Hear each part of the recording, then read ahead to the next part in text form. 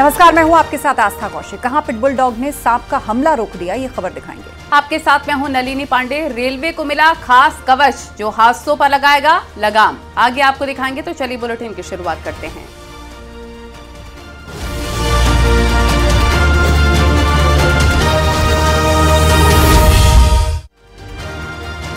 झांसी में एक pitbull dog का वीडियो सोशल मीडिया पर वायरल हो रहा है। घर के गार्डन एरिया में एक सांप आ जाता है और उसके बाद पिटबुल ने उस सांप को मार डाला।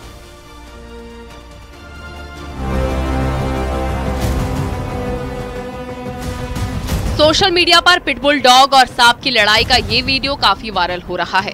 इसमें लोग कुत्ते की वफादारी की बात कह रहे हैं। वीडियो में दिख रहा है कि एक घर के गार्डन एरिया में सांप घुस आता है, लेकिन पिटबुल जैनी की नजर उस पर पड़ गई और वो उस पर हमले के लिए दौड़ी। सांप ने भी उसको बड़ी चुनौती दी, लेकिन आखिर में पिटबुल ने उस पर काबू पा ही लिया। डॉगी के हमले में सांप मारा गया। दरअसल रक्सा इलाके के करौंदी माता मंदिर के पीछे सागर सिंह यादव का परिवार रहता है। कहा जा रहा है कि घर के बगीचे में परिवार के 3-4 बच्चे खेल रहे थे, तभी अचानक वहां सांप आ गया। सांप को देखकर बच्चों की हालत पतली हो गई। वो वहां से भागकर घर में छिप गए। पिटबुल डॉग जैनी को भी वहीं पर बांधा गया था। सांप को देखकर डॉगी भी आक्रामक हो गया। इसके बाद पिटबुल ने अपनी रस्सी को तोड़कर सांप पर जबरदस्त हमला किया, जिससे सांप मर गया और बच्चों की जान बच गई। झांसी से न्यूज़ 18 के लिए अश्विन मिश्रा की रिपोर्ट।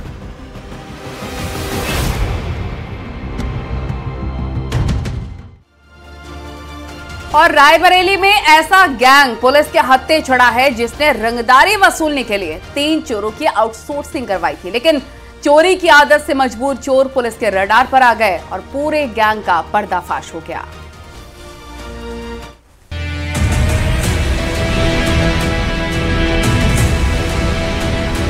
पुलिस की गिरफ्त में खड़े ये शातिर अपराधी चोरी की घटनाओं को अंजाम देते थे।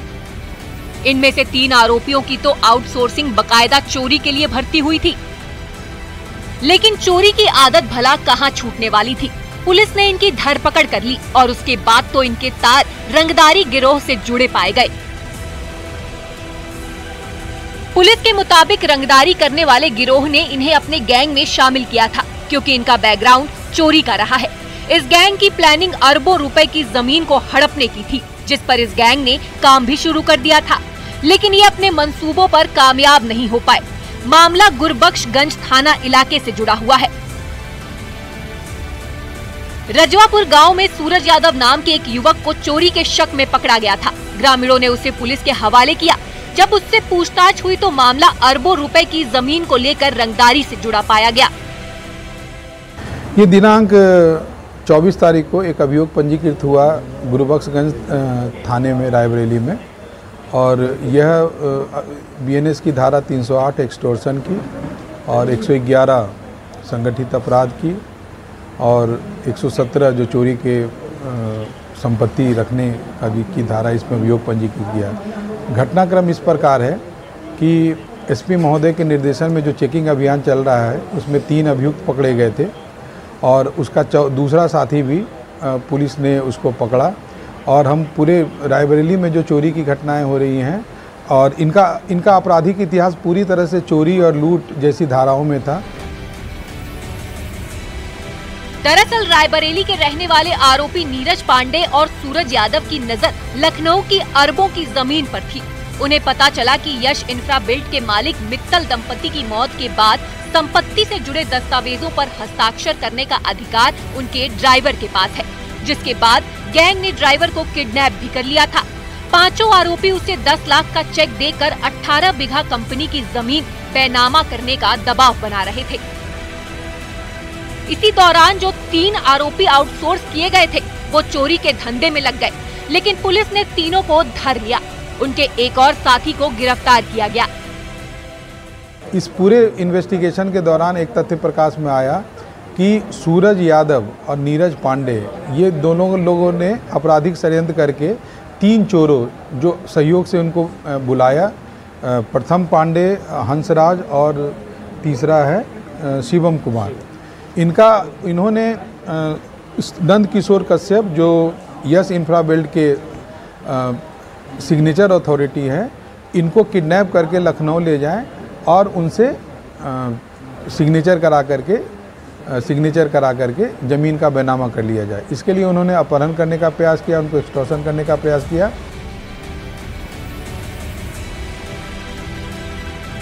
पुलिस मामले की जांच पड़ताल में जुटी है। गिरोह के तार कहां तक जुड़े हैं ये पता लगाने की कोशिश की जा रही है। अभी किस स्तर से जुड़े हैं इसकी हम लोग तस्दीक कर रहे हैं, लेकिन ये बात सही है कि सूरज यादव ने इनको बुलाया था। ये औरा गाड़ी, हुंडई की गाड़ी से सूरज यादव ने उनको बुला करके यहाँ पे लाया था और इन्होंने यहाँ चोरी की घटनाएं कारित की हैं। इस बारे में हम लोग डिटेल से विवेचना कर रहे हैं। यह तथ्य अगर हमारे पास साक्ष्य एकत्रित होंगे तो हम उनका पुलिस कस्टडी रिमांड लेकर करके घटना का अनावरण भी करेंगे आगे। वहीं गैंग के मुखिया नीरज पांडे की तलाश अभी भी जारी है। पुलिस ने इनके कब्जे से चोरी का सामान समेत कई अवैध असलहा बरामद किया है। रायबरेली से न्यूज़ 18 के लिए कृष्ण मोहन की रिपोर्ट।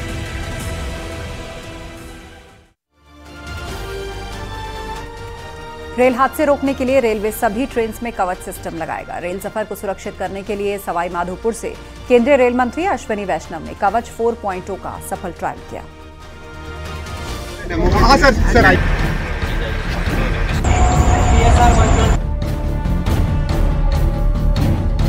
रेल हादसों पर रोकथाम के लिए रेलवे लगातार टेक्नोलॉजी का इस्तेमाल बढ़ाता जा रहा है,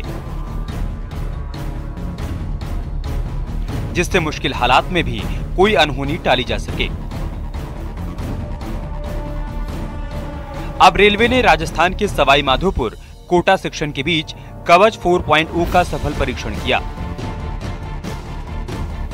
दावा है कि कवच 4.0 रेल हादसों पर लगाम लगाएगा। खुद रेल मंत्री अश्विनी वैष्णव इस दौरान मौजूद रहे, जो कवच प्रणाली से लैस ट्रेन में सवार होकर सवाई माधोपुर रेलवे स्टेशन से इंदरगढ़ सुमेरगंज मंडी स्टेशन तक पहुंचे।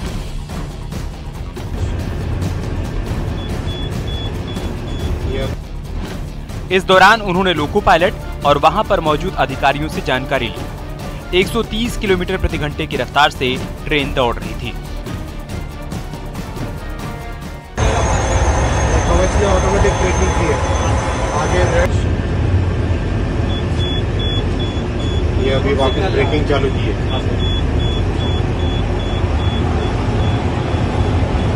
डेवलपमेंट 2016 में चालू हुआ और 2019 तक काफी डेवलपमेंट हुआ, सर्टिफिकेशन हुआ। उसके बाद में भी उसमें बहुत सारे इम्प्रूवमेंट्स किए गए, नए नए वर्जन लाए गए और वर्जन 4.0 16 जुलाई 2024 को अप्रूव हुआ, आरडीएसओ ने अप्रूव किया। वर्जन 4 का पहला इंस्टॉलेशन सवाई माधोपुर से कोटा के बीच में इंस्टॉलेशन हुआ है। कंप्लीट कमीशनिंग हो चुकी है, इसकी लग चुका है, टेस्टिंग हो चुकी है। आज इसका इंस्पेक्शन था। कवच सिस्टम एक स्वदेशी ट्रेन सुरक्षा प्रोग्राम है जो खराब मौसम और खतरे का सिग्नल देता है। अगर एक ही पटरी पर 2 ट्रेनें हों तो ये हादसे को रोक लेगा। खतरा होने पर ट्रेन को रोक देगा। कवच कई किलोमीटर पहले ही ड्राइवर को सिग्नल दे देता है। अगर 6 किलोमीटर दूर रेड लाइट आने वाली है तो ड्राइवर को पहले ही रेड लाइट दिखाई दे जाएगी और इसी हिसाब से अपनी स्पीड को कम कर सकता है। अगर ड्राइवर स्पीड कम नहीं करता है तो कवच खुद ब्रेक लगा सकता है। रेल मंत्री अश्विनी वैष्णव ने कहा कि कवच सिस्टम से रेल सफर सुरक्षित होगा और हादसों में कमी भी आएगी। आप कवच की स्क्रीन देखो तो इसमें इस स्क्रीन में कई किलोमीटर दूर का जो सिग्नल है वो सिग्नल पहले ही ड्राइवर को यहीं पे दिखाई दे जाता है। कितनी स्पीड पे चला सकता है गाड़ी ड्राइवर, वो इसमें क्लियर आ जाता है। अगर ड्राइवर उससे ज्यादा स्पीड करे तो कवच ऑटोमेटिकली स्पीड को कम कर देता है, ब्रेक लगा देता है। रेड लाइट अप्रोच हो रही है और उसमें ब्रेक लगाना है, बाय चांस ड्राइवर ब्रेक न लगा पाए तो कवच ऑटोमेटिकली ब्रेक लगा देता है। एक तरीके से ड्राइवर की लाइफ में बहुत बड़ा एक इसमें सुधार आया है और रेलवे की सेफ्टी में बहुत बड़ा इससे सुधार आया है। सपने में भी नहीं सोच सकते कि हमारे नौकरी के कार्यकाल के दौरान इस टाइप की टेक्नोलॉजी भी हम यूज कर पाएंगे, मगर आज हमें गर्व है कि कम से कम हमारे रहते रहते हम अपने हाथों से ऐसी टेक्नोलॉजी को यूटिलाइज करेंगे तो उनको मैं शब्दों में बयान नहीं कर सकते। हमारे लिए तो बहुत ही फायदेमंद है क्योंकि कहाँ कितनी स्पीड रखनी है वो सब हमें एक ही मॉनिटर के अंदर ही समाहित होकर के मिल रहा है और सिग्नल की एडवांस लोकेशन कई 8-7 किलोमीटर दूर तक के सिग्नल के हमें एडवांस मालूम पड़ रहे हैं तो स्वाभाविक है कि जब दूर तक दिखाई देता है तो ड्राइवर का कॉन्फिडेंस बढ़ ही जाता है। उन्होंने ये भी बताया कि आने वाले कुछ सालों में करीब 10,000 कवच लगाने का काम पूरा होगा। फिलहाल 3000 किलोमीटर ट्रैक को कवच से लैस किया जा रहा है और जल्द ही 9000 किलोमीटर ट्रैक पर अतिरिक्त कवच का काम होगा। Bureau report, news 18।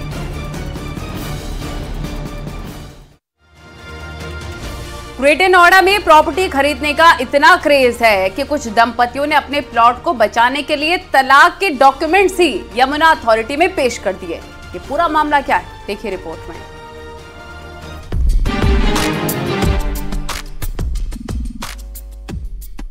Greater Noida से बेहद चौंका देने वाला मामला सामने आया है। Yamuna expressway industrial development authority में औद्योगिक भूखंडों के आवंटन में धांधली की बात सामने आई है। दरअसल यमुना अथॉरिटी में नियम है कि एक ही परिवार के दो लोगों को खासतौर पर पति पत्नी को एक साथ प्लॉट आवंटित नहीं हो सकते हैं, जबकि साल 2015 से लेकर अब तक यमुना अथॉरिटी के 47 इंडस्ट्रियल प्लॉट ऐसे हैं जो पति पत्नियों को आवंटित हुए हैं। ऐसे में उन्हें प्लॉट सरेंडर करने पड़ते, लेकिन लोगों ने अपने प्लॉट बचाने के लिए इसका भी एक तरीका निकाल लिया। अथॉरिटी ने जब ऐसे लोगों को नोटिस जारी किया तो एक एक कर प्लॉट सरेंडर करने को कहा गया, तो लोगों ने तलाक के दस्तावेज ही लगाने शुरू कर दिए। आवंटन के बाद 8 दंपतियों ने तलाक के दस्तावेज पेश किए हैं। कुछ पति पत्नी ने अलग अलग आवेदन करके यहाँ पर अलग अलग प्लॉट हासिल किए। जब इस मामले की जांच की गई तो उन्होंने आपस में तलाक के लिए आवेदन की बात कही है कि जब कुछ लोगों ने कंपनी और फर्म के अलग अलग दस्तावेज लगाए हैं। नियमों के मुताबिक रिश्ते में पति पत्नी तभी एक साथ किसी प्लॉट को ले सकते हैं जब वो तलाक ले रहे हों या फिर ले चुके हों। अब तक की जांच में पता चला कि 10 परिवारों के नाम 32 इंडस्ट्रियल प्लॉट आवंटित है, जिनमें पति पत्नी, पिता बेटा जैसे रिश्तेदार हैं। इन प्लॉटों में 450 वर्ग मीटर से 4000 वर्ग मीटर के बीच प्लॉट शामिल हैं।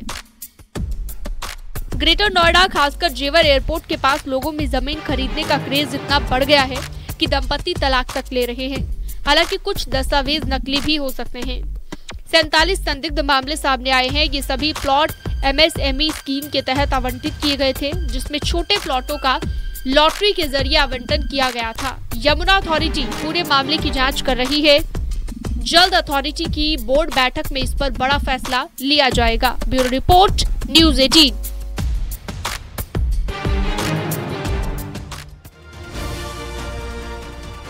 और यहाँ रुकेंगे ब्रेक के लिए। खबरों का सिलसिला लगातार जारी है।